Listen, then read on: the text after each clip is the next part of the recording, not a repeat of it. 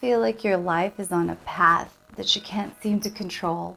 Or maybe you find yourself looking back on the past and regretting many of the decisions you've made. If so, stick around because today we're going to talk about something that could drastically change your life. So in this video, we're going to talk about how to think better. In particular, how to think more critically, how to use critical thinking in order to make wiser decisions, to avoid being manipulated and not become victims of a situation or a person, and to just live better lives overall. So what exactly is critical thinking? To put it simply, critical thinking is taking all of the information that you have, looking at it very carefully, and coming to a logical conclusion based on fact. This is something you use if you're a student across all subjects. You'll use it in math, science, history, but more importantly, it's something that everyone should use, and it's something that can help everyone in their daily lives. For example, we should think critically and carefully when it comes to making decisions about jobs, money, relationships, and just how to solve a problem. So how can we get better at critical thinking? First, it's important to think about, well, what's stopping us from thinking more critically? Well, there's a lot of reasons. As human beings, we're emotional creatures, so we tend to make a lot of our decisions based on emotions. There's also the fact that we could be very much influenced by our friends and buckle to peer pressure. And then there's also things like past experiences that have a heavy, overpowering influence on our decisions moving forward. So a lot of these things fall into something called a cognitive heuristic. A cognitive heuristic is a mental shortcut that our brains have developed in order to just save time and be more efficient and save energy.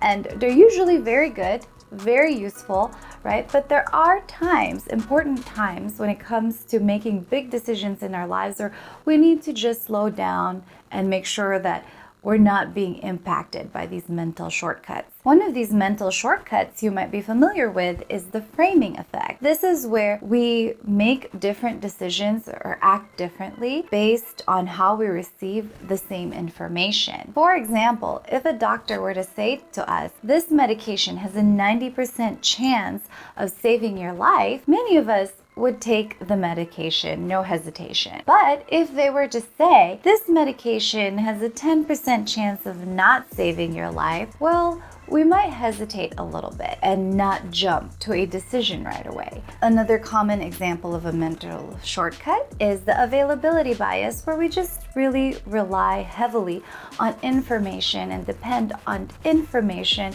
that's easily available to us. And it might not be the best information, but it's what we have, and so we make our decisions based on that when we can actually do better and get more. And finally, one really common mental shortcut is the confirmation bias, where we tend to remember or look for information that confirm our existing beliefs.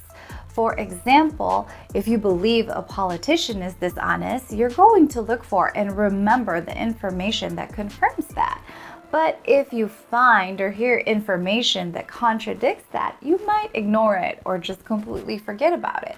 But it's something that could be important. So that's important to know. That's one of the biggest obstacles to critical thinking. It's those mental shortcuts that our brains have developed. And the next thing to note is that critical thinking, while there's a basic set of them, they don't transfer the same way across all subjects.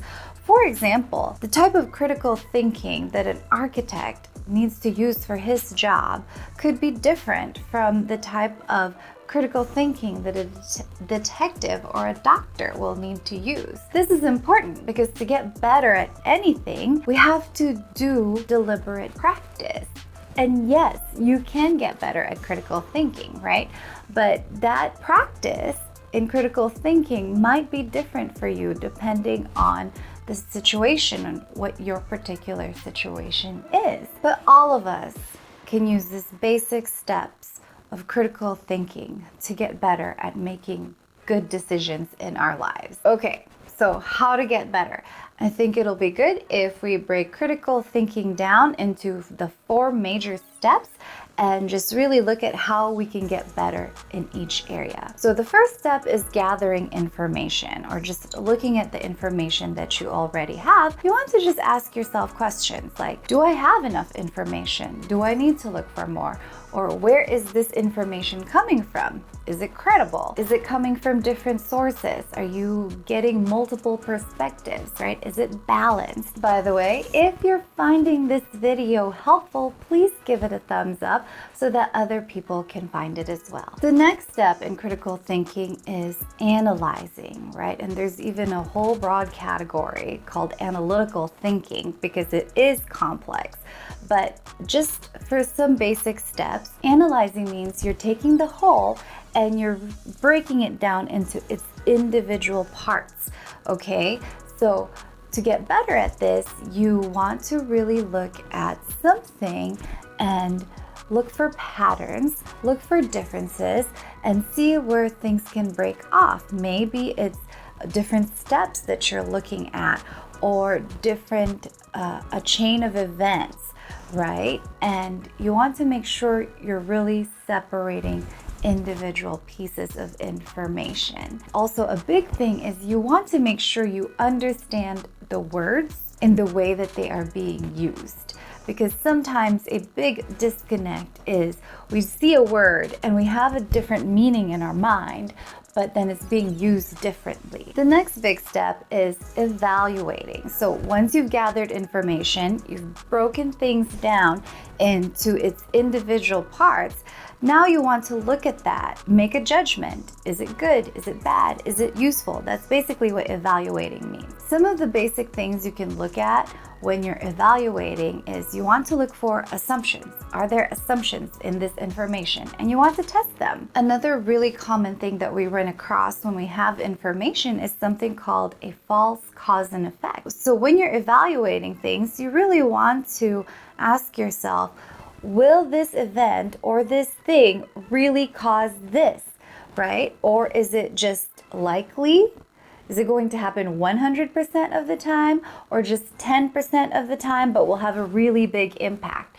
And a lot of people really go down a slippery slope when it comes to rationalizing events, because they take something that's 10% likely to happen but has a big dramatic effect, and they might use that to just overpower the big picture. When you're evaluating something, it might also be helpful to have some sort of criteria or rubric, and maybe one that's been used successfully in the past by someone else, but you do want to make sure that you're thinking about how it applies to you differently. Like, does it actually apply to you in the same way for your situation? That could be really helpful in this process.